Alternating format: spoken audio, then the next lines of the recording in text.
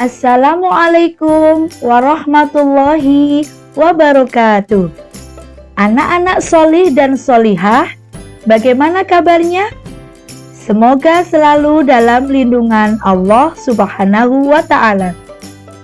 Anak-anak hebat, alhamdulillah bertemu lagi dengan Bu Nelly. Hari ini kita akan membahas kisah teladan Abu Bakar As-Siddiq.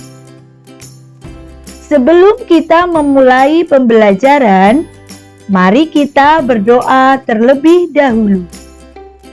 Bismillahirrahmanirrahim.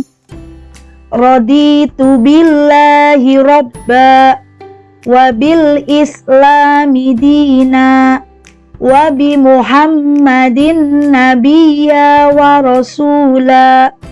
Rabbi zidni ilma warzuqni fahma walhamdulillahi rabbil alamin.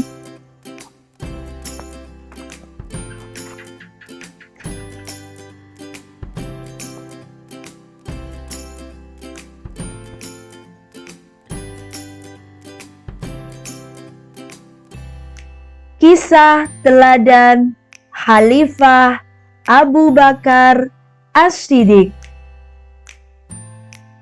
Anak-anak hebat, hari ini kita akan membahas biografi Abu Bakar As-Siddiq.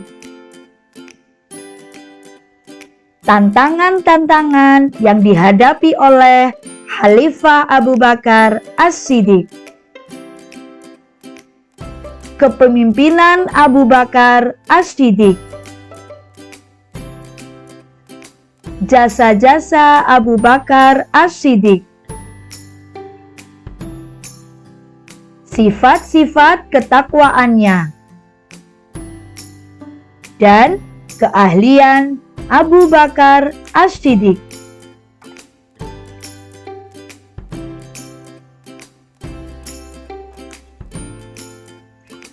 Biografi Abu Bakar As-Siddiq.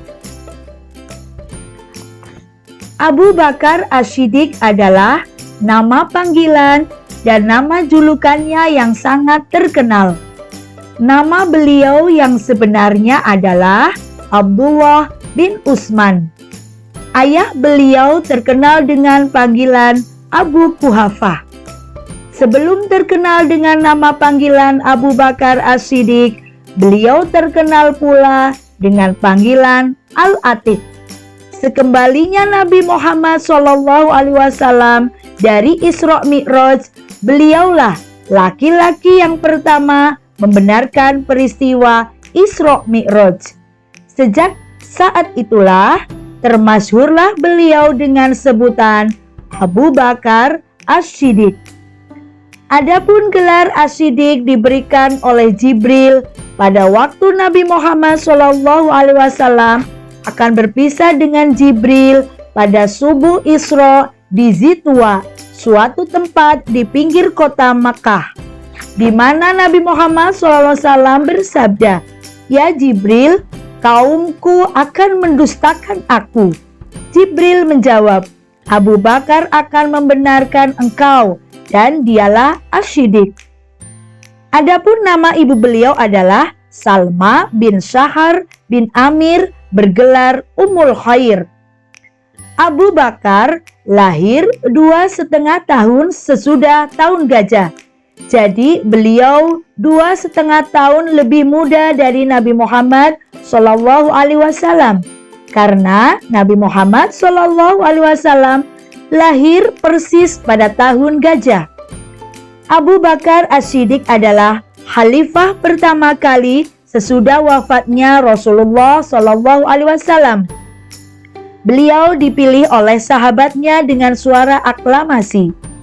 Beliau adalah seorang di antara 10 sahabat Nabi yang mendapat jaminan masuk surga.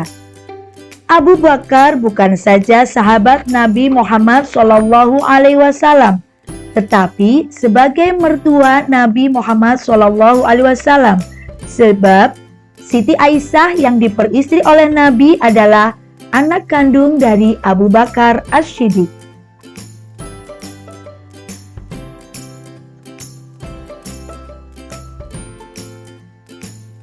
Yang kedua, tantangan-tantangan yang dihadapi oleh Khalifah Abu Bakar As-Siddiq. Disebabkan oleh suku-suku bangsa Arab yang tidak mau tunduk lagi kepada pemerintah Madinah sepeninggal Rasulullah Shallallahu Alaihi Wasallam. Mereka berasal dari suku Hijaz dan Najd. Mereka menganggap bahwa perjanjian yang dibuat dengan Nabi Muhammad Shallallahu Alaihi Wasallam dengan sendirinya batal setelah Nabi Muhammad Shallallahu Alaihi Wasallam wafat. Beberapa di antaranya menolak membayar zakat, walaupun tidak menolak agama Islam secara utuh. Beberapa yang lain kembali memeluk agama dan tradisi lamanya, yakni penyembahan berhala. Mereka menentang Abu Bakar karena sikap keras kepala dan penentangan mereka yang dapat membahayakan agama dan pemerintahan. Abu Bakar menyelesaikan persoalan tersebut dengan perang Riddah, yaitu perang melawan kemurtadan. Khalid bin Walid merupakan panglima yang berjasa dalam perang Riddah.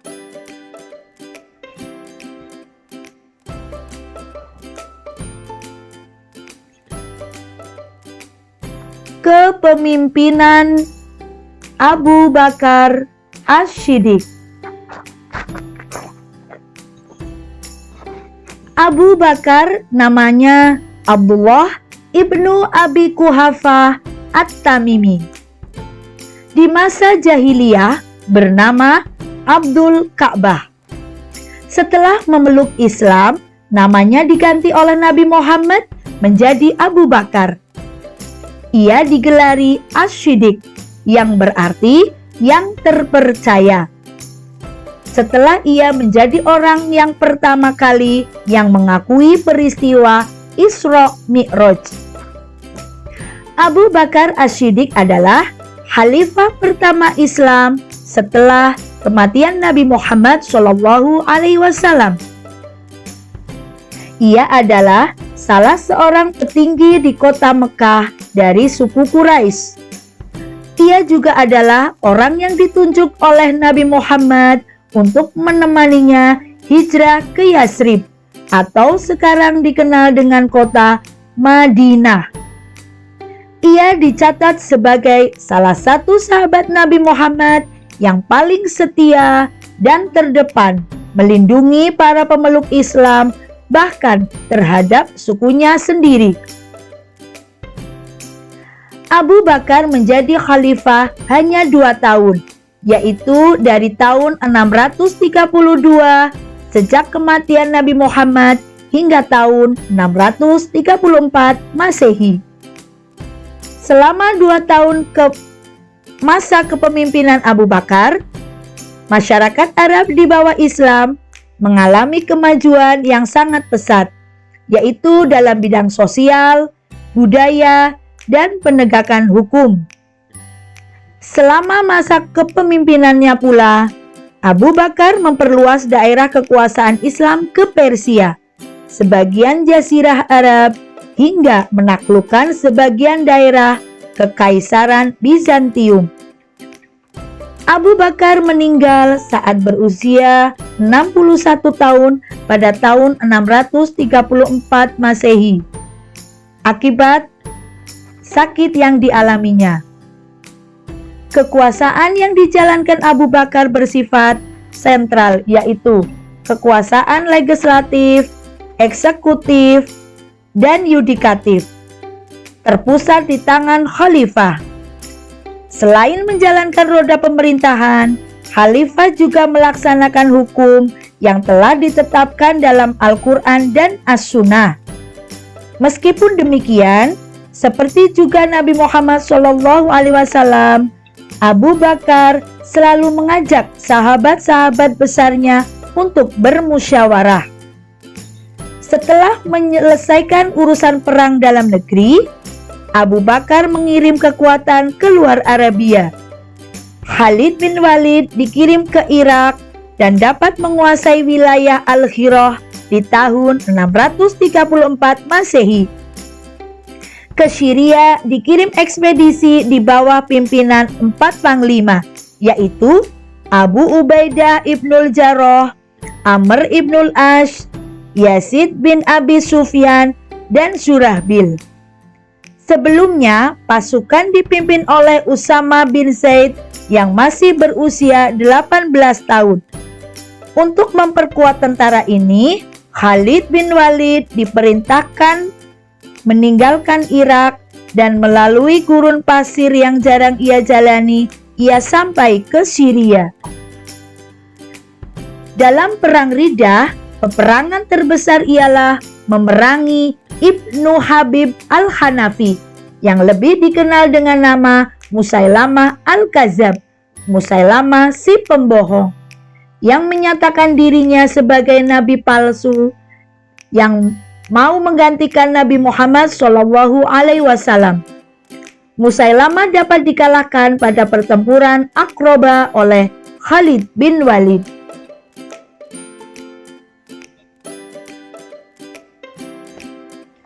Jasa-jasa Abu Bakar As-Siddiq. Yang pertama, memerangi orang-orang yang mengaku sebagai nabi, antara lain Musailamah al-Kadzab, Tulaihah, Aswad al-Ansi, dan Malik bin Nuwairah. Kedua, memerangi suku-suku yang tidak mau membayar zakat, karena perjanjian mereka membayar zakat hanya kepada Nabi Muhammad SAW. Sehingga setelah Nabi Muhammad SAW wafat, maka mereka merasa bebas untuk tidak membayar zakat. 3. Memberantas pemberontakan dari orang-orang yang murtad dan menolak hukum Islam. 4. Menugasi Zaid bin Sabit untuk menyusun mushaf Al-Quran atas usul Umar bin Khattab. Alasan penyusunan tersebut adalah penghafal Al-Quran banyak yang gugur dalam beberapa pertempuran.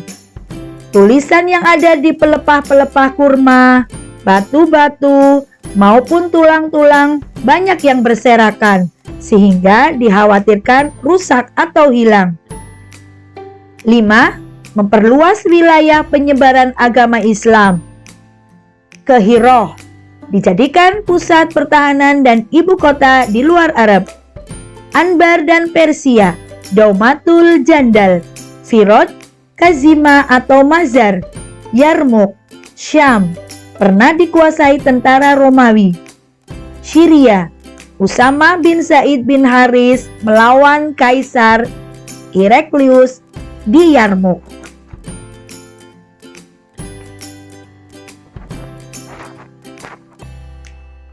Selanjutnya, sifat-sifat ketakwaan Abu Bakar As-Siddiq.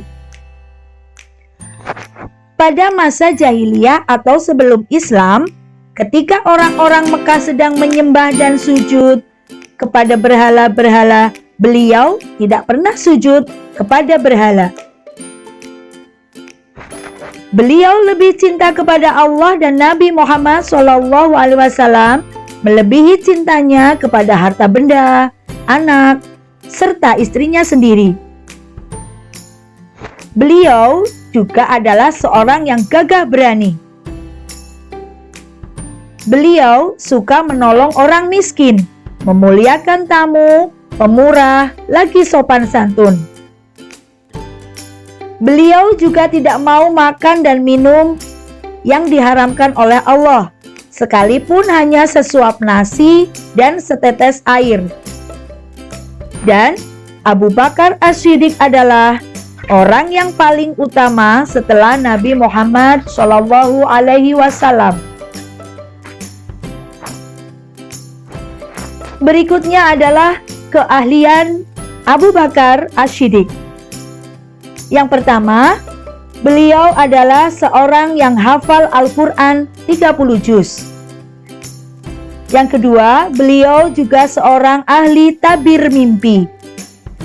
Yang ketiga, beliau ahli pidato dan lancar tutur katanya.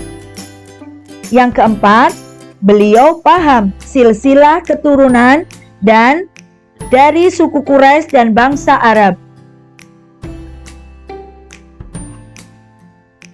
Anak-anak hebat, alhamdulillah. Semoga kisah teladan Khalifah Abu Bakar As-Siddiq dapat kita teladani dalam kehidupan sehari-hari. Semoga ilmu yang kita pelajari barokah dan bermanfaat. Billahi taufiq wal hidayah. Assalamualaikum warahmatullahi wabarakatuh.